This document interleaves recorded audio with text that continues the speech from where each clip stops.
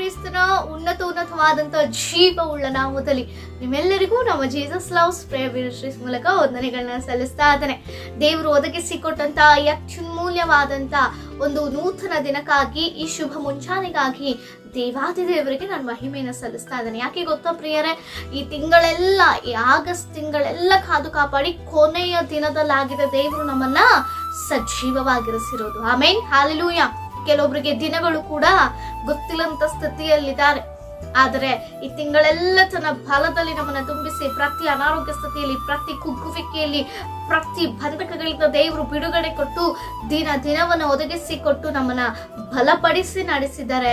ಎಷ್ಟೋ ಜನರು ನಿನ್ನೆ ಇದ್ದವರು ಈ ದಿನ ನೋಡ್ಲಿಕ್ಕೆ ಸಾಧ್ಯ ಆಗ್ತಾ ಇಲ್ಲ. ಆಮೇಲೆ ಹಾಗಿದ್ರೆ ನಮ್ಮೆಲ್ಲರನ್ನ ತನ್ನ ಅಪಾರವಾದ ಪ್ರೀತಿಯಲ್ಲಿ, ಕೃಪೆಯಲ್ಲಿ ನಮ್ಮನ್ನ ನೆಲೆಗೊಳಿಸಿ ದಿನವನ್ನ ನಮಗೆ ಒದಗಿಸಿಕೊಟ್ಟಿರುವಾಗ, ಈ ದಿನ ತನ್ನ ಉದ್ದೇಶವನ್ನ ನೆರವೇರಿಸಲಿಕ್ಕೆ ನಮ್ಮನ್ನ ಏರ್ಪಡಿಸಿಕೊಟ್ಟಿರುವಾಗ, ದೇವರು ನಮಗಾಗಿ ಏರ್ಪಡಿಸಿಕೊಟ್ಟಂತ ಈ ದಿನದ ದೇವರ ವಾಗ್ದಾನ ವಾಕ್ಯವನ್ನ ನಾವು ಧ್ಯಾನಿಸೋಣ. 1 ಥೆಸಲೋನಿಕದವರಿಗೆ ಬರೆದ ಪತ್ರಿಕೆ 4ನೇ ಅಧ್ಯಾಯ 7ನೇ ವಚನ. ದೇವರು ನಮ್ಮನ್ನು ಭಂಡತನಕ್ಕೆ ಕರೆಯದೆ ಶುದ್ಧರಾಗಿರುವುದಕ್ಕೆ ಕರೆದನು. ಆಮೇನ್, ಹಾಲೆಲೂಯಾ. ದೇವರಿಗೆ ಮಹಿಮೆ ಉಂಟಾಗಲಿ. ಹೌದು ಪ್ರಿಯರೇ, ದೇವರು ನಮ್ಮನ್ನ ಭಂಡತನಕ್ಕಾಗಿ, ಪಾಪ ಮಾಡುವುದಕ್ಕಾಗಿ, ನಮಗೆ ಇಷ್ಟ ಸಂಬಂಧವಾಗಿ ಜೀವಿಸ್ಲಿಕ್ಕೆ ನಮ್ಮನ್ನ ಕರೆದಿಲ್ಲ.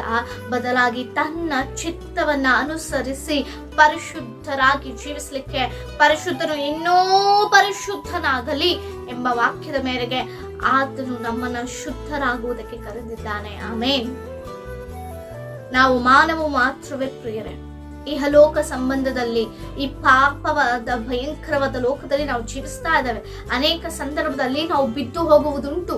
ಕೆಲವೊಂದು ಸಂದರ್ಭದಲ್ಲಿ ತಿಳಿಯದೇನೆ ಬಿದ್ದು ಹೋಗುವುದುಂಟು.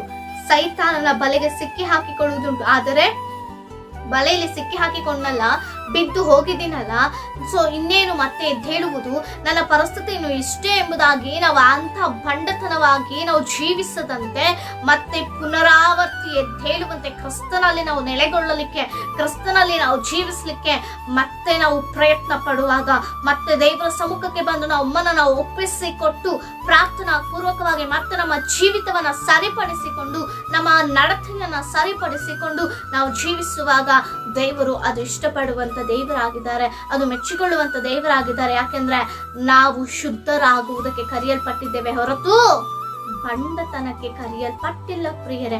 ಅನೇಕರ ಜೀವನದಲ್ಲಿ ಸೈತಾನ ಒಂದು ಭ್ರಮೆ ಪಡಿಸ್ತಾ ಇದ್ದಾನೆ. ಕೆಲವೊಂದು ತಪ್ಪುಗಳನ್ನ ಮಾಡಿ ನಾವು ಬಿದ್ದು ಹೋದಂತ ಸ್ಥಿತಿಯಲ್ಲಿ ಇರುವಾಗ, ಮತ್ತೆ ದೇವರ ಸಮ್ಮುಖಕ್ಕೆ ಬರುವಾಗ ಆತನು ಹೇಳ್ತಾನೆ, ಅಯ್ಯೋ ಮತ್ತೆ ದೇವರ ಸನ್ನಿಧಾನ ಏನ್ ಹೋಗ್ತೀಯ ಬಿಡು, ಇಷ್ಟು ದಿನ ಹೀಗೆ ಕಾಳೆ ಕಳೆದಲ್ಲ, ಹಾಗೆ ಕಳೆದು ಬಿಡು ಎಂಬುದಾಗಿ ದೇವರ ಸನ್ನಿಧಾನಕ್ಕೆ ಹೋಗ್ಲಿಕ್ಕೂ ಕೂಡ ಒಂದು ಆಸಕ್ತಿ ಉಂಟು ಮಾಡುವಂತ ಸ್ಥಿತಿಯಲ್ಲಿ ಸೈತಾನನು ತಮ್ಮನ್ನ ಭ್ರಮೆ ಪಡಿಸ್ತಾನೆ. ಈಗ ಹೋದ್ರೆ ನೀನು ಒಳ್ಳೆಯವನಾಗ್ಬಿಡ್ತೀಯಾ, ಈಗ ಹೋದ್ರೆ ಅನೇಕರು ನಾವು ಮೆಚ್ಚಿಕೊಂಡ್ ಬಿಡ್ತಾರ, ಈಗ ಹೋದ್ರೆ ನಿಮ್ಮ ಪಾಪ ತೊಳೆಯಲ್ಪಟ್ಬಿಡುತ್ತಾ ಎಂಬ ರೀತಿಯಲ್ಲಿ ಆಲೋಚನೆಗಳನ್ನ ಉಂಟು ಮಾಡ್ತಾನೆ ಪ್ರಿಯರೇ. ಅದಕ್ಕಾಗಿ ಅನೇಕರು ಹಿಂಜಾರಿ ಹೋಗ್ತಾ ಇದ್ದಾರೆ, ಮತ್ತೆ ದೇವರ ಸಮ್ಮುಖಕ್ಕೆ ಬರ್ತಾ ಇಲ್ಲ. ಆದ್ರೆ ದೇವರ ವಾಕ್ಯವು ಸ್ಪಷ್ಟವಾಗಿ ತಿಳಿಸ್ತಾ ಇದೆ, ಶಿಷ್ಟರು 7,000 ಬಿತ್ತರು ಮತ್ತೆ ತಿರುಗಿ ಎದ್ದೇಳುವನೆಂಬುದಾಗಿ. ಆಮೇನ್. ಎಸ್, ಮಾನವರು ನಾವು ಇಹಲೋಕ ಪಾಪದಲ್ಲಿ, ಇಹಲೋಕದ ಜೀವಿತದಲ್ಲಿ, ಈ ಪಾಪಮಯವಾದ ಲೋಕದಲ್ಲಿ ನಾವು ಜೀವಿಸುವಾಗ ಅನೇಕ ಸಂದರ್ಭದಲ್ಲಿ ಬಿದ್ದು ಬಿಡ್ತೇವೆ. ಯವನಸ್ಥರೇ, ನೀವು ಅನೇಕ ಸಂದರ್ಭಗಳಲ್ಲಿ ಬಿದ್ದು ಹೋಗುವಂತ ಸ್ಥಿತಿಯಲ್ಲಿ ಇರಬಹುದೇನೋ. ಈಗ ಬಿದ್ದ ಸ್ಥಿತಿಯಲ್ಲೇ ಈ ವಾಕ್ಯವನ್ನ ಕೇಳ್ತಾ ಇದ್ದೀರೇನೋ, ಜಾಗ್ರತೆ. ದೇವರು ಹೇಳ್ತಾ ಇದ್ದಾರೆ ಮತ್ತೆ ಮೇಲೆ ಬಿಸ್ಲಿಕ್ಕೆ ದೇವರು ಶಕ್ತನಾಗಿದ್ದಾನೆ. ಆದ್ರೆ ಸೈತಾನನು ಹೇಳ್ತಾನೆ, ಇದ್ದ ಸ್ಥಿತಿಯಲ್ಲಿ ಇದೇ ನನ್ನ ಜೀವಿತ ಎಂಬುದಾಗಿ ನಮ್ಮನ್ನ ಭ್ರಮೆ ಪಡಿಸುವಂತವನಾಗ್ತಾನೆ. ಏನ್ ಮಾಡ್ತೀಯ ಬಿಡು ಪ್ರಾರ್ಥನೆ, ಏನ್ ಹೋಗ್ತೀಯ ಬಿಡು ಚರ್ಚಿಗೆ, ಇಷ್ಟು ದಿನ ಹೇಗೆ ಕಾಲ ಕಳೆದೆ, ನೀನು ಚೆನ್ನಾಗೇ ಇದೆಯಲ್ಲ, ಚರ್ಚಿಗೆ ಹೋಗಿದ್ದ ತಕ್ಷಣ, ಸಭೆಗೆ ಹೋಗಿದ್ದ ತಕ್ಷಣ, ಪ್ರಾರ್ಥನೆ ಮಾಡಿದ ತಕ್ಷಣ ನನ್ನ ಜೀವಿತ ಬದಲಾಗ್ಬಿಡುತ್ತಾ ಅನ್ನುವಂತ ಭ್ರಮೆಯಲ್ಲಿ ನಮ್ಮನ್ನ ಮೋಸಪಡಿಸುವಂತವನಾಗಿದ್ದಾನೆ. ಜಾಗ್ರತೆ. ಆದ್ರೆ ದೇವರು ಹೇಳ್ತಿದ್ದಾರೆ, ಅದೇ ಅಂದುಕೊಂಡು ಅಂತ ಭಂಡತನದಲ್ಲಿ ನಾವಿರದಂತೆ ನಮ್ಮನ್ನ ನಾವು ಬದಲಾಯಿಸಿಕೊಳ್ಬೇಕಾಗಿದೆ. ನಮ್ಮ ನಡತೆಯನ್ನು ನಾವು ಬದಲಾಯಿಸಿಕೊಳ್ಬೇಕಾಗಿದೆ. ನಮ್ಮ ಆಲೋಚನೆಗಳನ್ನ ನಾವು ಬದಲಾಯಿಸಿಕೊಳ್ಬೇಕಾಗಿದೆ.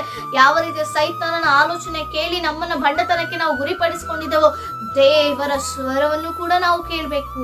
ಪರಿಶುದ್ಧಾತ್ಮ ನಮ್ಮಲ್ಲಿ ಪ್ರೇರೇಪಣೆ ಕೊಡುವಾಗ ಅದಕ್ಕೆ ನಾವು ಮುಂದಾಗಬೇಕು ಪ್ರಿಯರೇ. ಅದು ದೇವರಿಗೆ ಇಷ್ಟ. ದೇವರು ನಮ್ಮನ್ನು ಶುದ್ಧರಾಗ್ಲಿಕ್ಕೆ ಕರೆದಿದ್ದಾರೆ. ಪ್ರತಿ ದಿನವೂ ನಾವು ಪರಿಶುದ್ಧಾತ್ಮನ ಪವಿತ್ರಾತ್ಮನ ಮೂಲಕ ನಮ್ಮನ್ನ ಶುದ್ಧಿಪಡಿಸಿಕೊಳ್ಬೇಕು. ಎಷ್ಟೋ ಸಮಯದಲ್ಲಿ ನೋಡಬಾರ್ದನ್ನ ನೋಡ್ತಾ ಇರ್ತೇವೆ, ಕೇಳಬಾರ್ದನ್ನ ಕೇಳ್ತಾ ಇರ್ತೇವೆ, ಮಾತನಾಡಬಾರ್ದನ್ನ ಮಾತನಾಡ್ತಾ ಇರ್ತೇವೆ. ಅನೇಕ ರೀತಿಯ ದೇವರಿಗೆ ಇಷ್ಟವಾದ ಆಲೋಚನೆಗಳನ್ನ ಮಾಡ್ತಾ ಇರ್ತಾರೆ. ಹಾಗೆ ನಾವು ದಿನಗಳನ್ನ ಕಳೀತಾ ಇದ್ದೇವೆ. ಅದನ್ನು ಒಪ್ಪಿಸಿಕೊಟ್ಟು ಪ್ರಾರ್ಥನಾ ಪೂರ್ವಕವಾಗಿ ನಮ್ಮನ್ನು ಶುದ್ಧಿಪಡಿಸಿಕೊಂಡು ಮತ್ತೆ ನೂತನ ದಿನದಲ್ಲಿ ಶುದ್ಧರಾಗಿ, ಮತ್ತೆ ನೂತನ ಆಲೋಚನೆಗಳಲ್ಲಿ ನೂತನ ಸ್ವಭಾವವುಳ್ಳವರಾಗಿ ನಾವು ಕ್ರಿಸ್ತನಲ್ಲಿ ಜೀವಿಸಬೇಕಾಗಿದೆ. ನಮ್ಮನ್ನು ನಾವು ಶುದ್ಧಿಪಡಿಸಿಕೊಳ್ಬೇಕು. ಲೋಕದ ಕಳಂಕಕ್ಕೆ ನಮ್ಮನ್ನು ಸಿಕ್ಕಿ ಹಾಕಿಕೊಳ್ಳಬಾರ್ದು ಪ್ರಿಯರೇ. ವಾಕ್ಯದ ಮೂಲಕ ನಮ್ಮ ಆತ್ಮಗಳನ್ನು ನಾವು ರಕ್ಷಿಸಿಕೊಳ್ಳಬೇಕಾಗಿದೆ. ಅದಕ್ಕಾಗಿ ನೀವು ಬಿದ್ದಂತ ಸ್ಥಿತಿಯಲ್ಲಿದ್ದೀರಾ.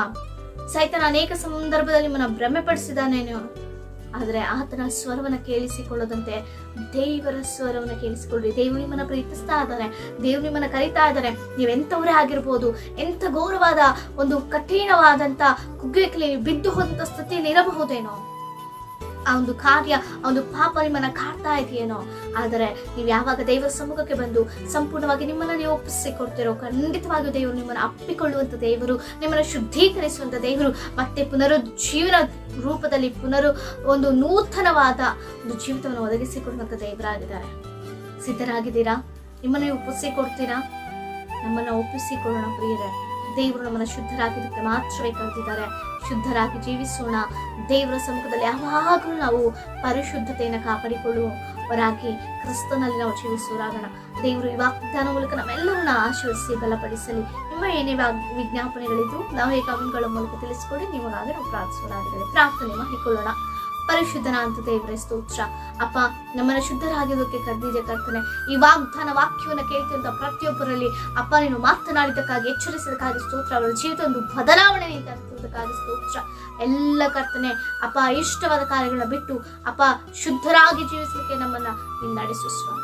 ವಾಗ್ದಾನ ಆಶಿಸು, ಬಲಪಡಿಸಿ. ಯೇಸು ನಾಮದಲ್ಲಿ ಬೇಡಿ ಹೊಂದಿದ ಜೀವನ ಪರಲೋಕದ ತಂದೆ. ಆಮೆನ್. ಪ್ರೈಸ್